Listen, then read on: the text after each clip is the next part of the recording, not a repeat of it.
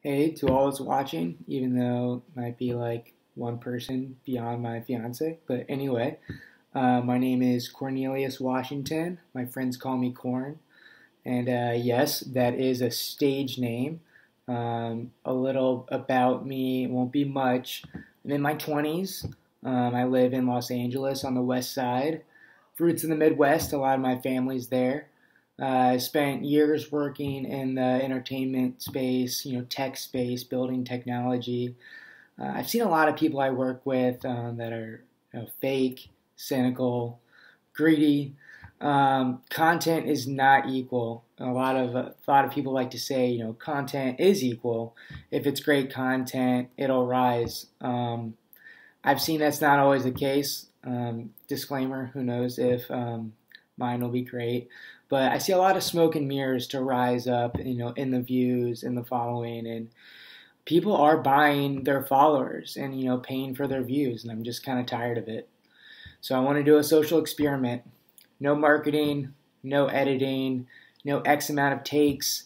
I have typed out some notes before I started with this, but this is going to be raw content. I might stumble over things. I might go on a rant. But I truly believe that's what people want to see. People want to see real people talking about real things.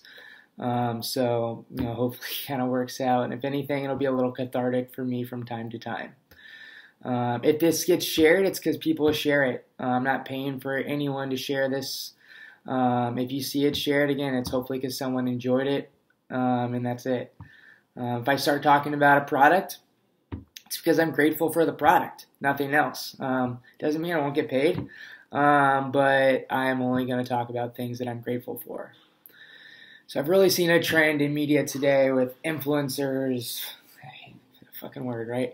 Personalities, tech founders, just entertainment in general, that it really is, people are getting paid to be critical, their hot takes, being extreme in their views, cynical. The cynicism and tone today is ridiculous. Jaded attitudes, self-deprecating.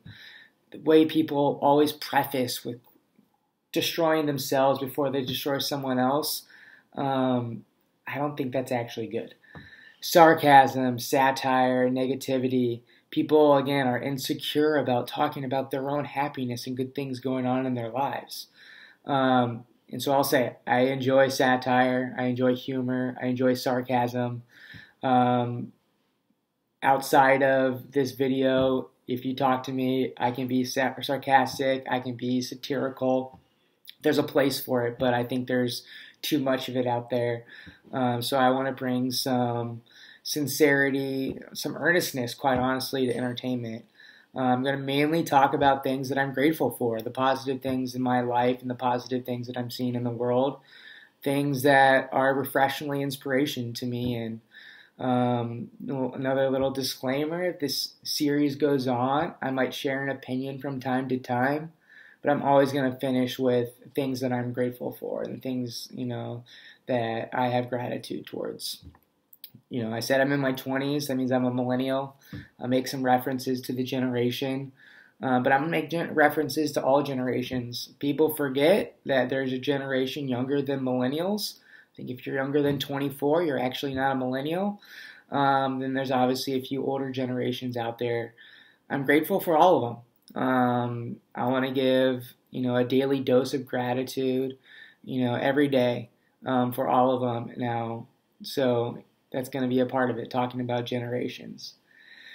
So going forward, this video is not going to normally be as long, but each day I'm going to talk about 5 things I'm grateful for. I'm calling them my 5 GOAs.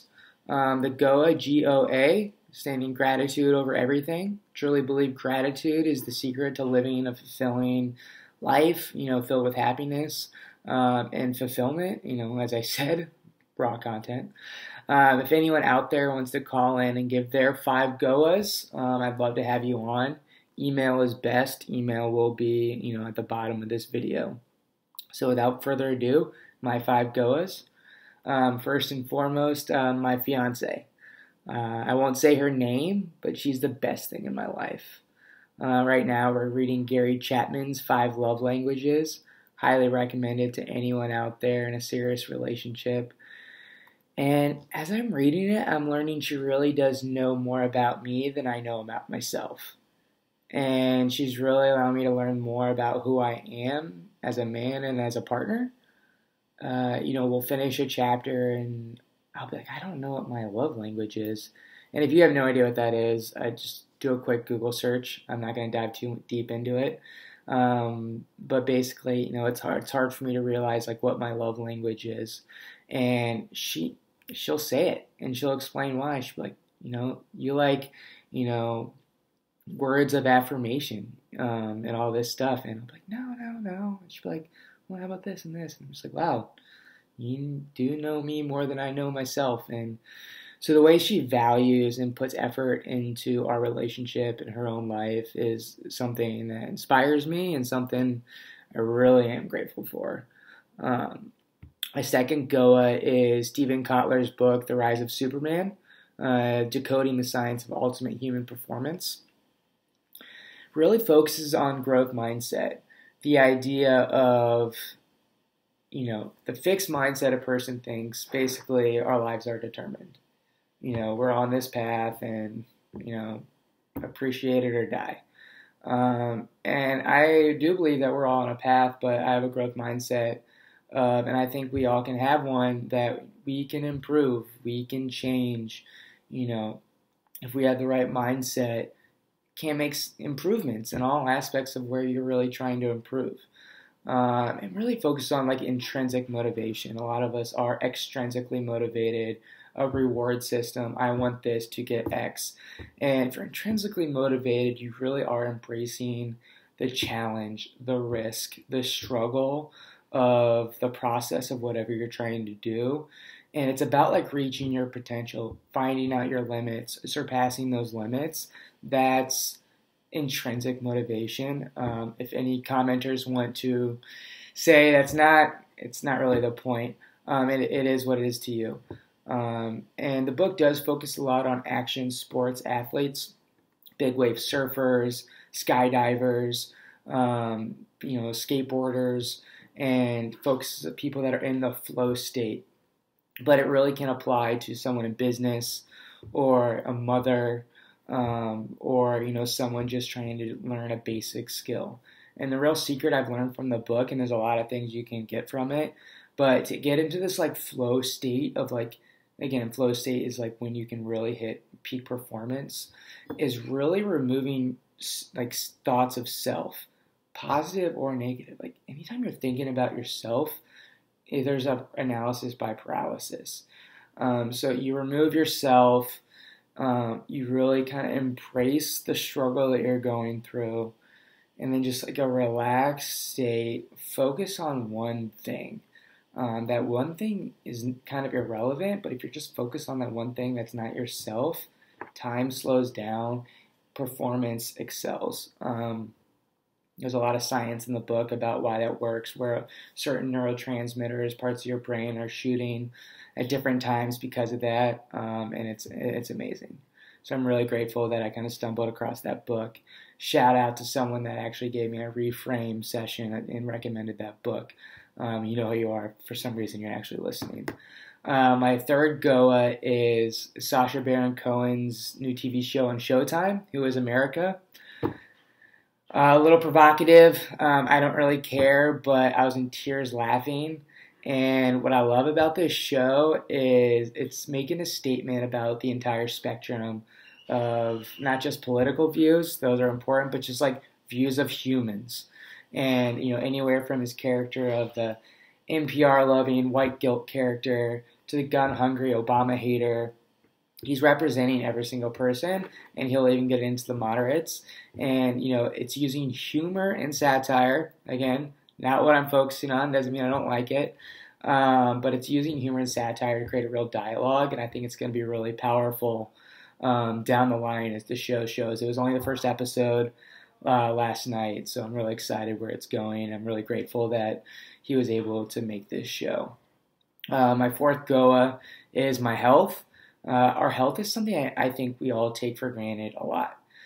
Me personally, I tend to complain and worry But when I focus on how I'm overall healthy and the people in my life are healthy for the most part, and how many people are not, and how it's really makes me just kind of wake up and realize the things I'm worrying about are kind of minuscule compared to the people that are not having long-term health.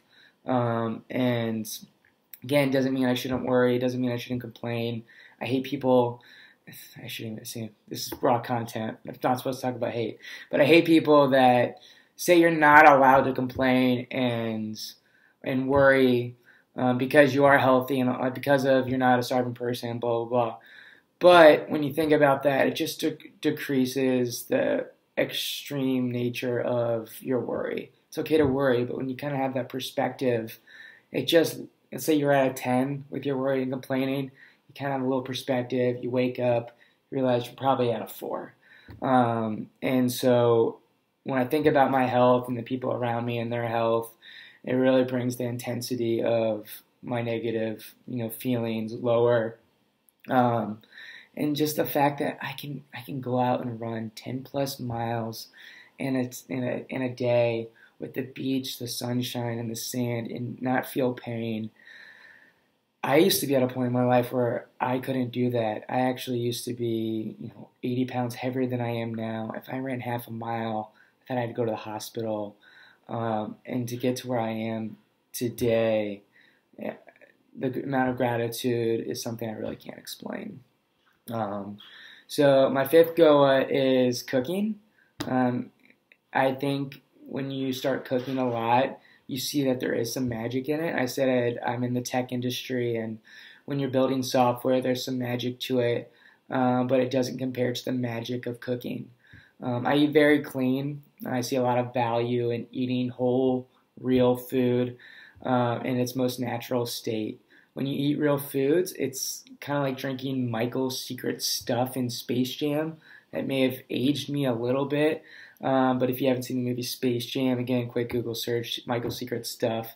You'll understand the reference. But when you eat this real food and you cook a lot, you really feel like you're taking Michael's Secret Stuff. You feel alive, balanced. You feel like purpose, motivation. You see just this elevation and living life. Last night I had leftover cauliflower mash. Don't eat potatoes a lot, so I made this like cauliflower mash. But again, I had a lot of leftovers for it, and when you're pounding cauli mash, as tasty it is, sometimes you just kind of get boring. So just randomly thinking, I thought it'd be fun to try to make like a cauliflower pancake instead of a potato pancake. So got my coffee grinder out. Why is he getting a coffee grinder out? Because I had these raw almonds. So I put the almonds in the coffee grinder and grind it up till it's like a flour. You can't just buy almond flour, but I am who I am. Cracked an egg into it in a bowl. Had a whole bunch of spices. Shout out paprika. Shout out some cayenne, some cumin. And I mixed it into the cauliflower mash all together, and I made these little patties. Lit up the stove top, got some unrefined coconut oil, put it on there, make sure it was hot, throw a little water on there, so it sizzle. Then put the patties on there, cooked, I don't know, I thought, let's try like 4 minutes on each side, see what happens. Didn't look up a recipe or didn't look up like what I was supposed to do. I just thought it'd be fun to try. And then next thing you know, I had these super tasty pancakes from fresh vegetables, raw nuts, eggs, and, I just kind of challenge you guys to think of something that could taste great and try it. Don't get bogged down by the recipe, the amount of ingredients. Oh, I only have this much time to do this. Make sure you do this at a time where you don't have to run out the door in 15 minutes and just really enjoy the process of either making something really tasty or trying to, and then learning from it.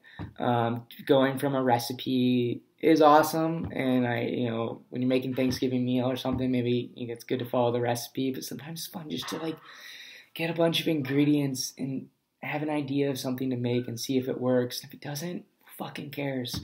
you learn from it, and you make something better the next time. And then you have those moments of magic when you have an idea, you throw something together to see if that works, and it does, and you're like, wow, I fucking made that. I don't know. I think all of us can kind of do that more and more. It's something I'm really grateful for, to make those pancakes. And that's it. Those are my 5 GOAs. I'm trying to get to make this, every day, and hopefully people enjoy it. And if not, again, it'll be pretty cathartic for me. Everyone have a great day, and talk to you tomorrow.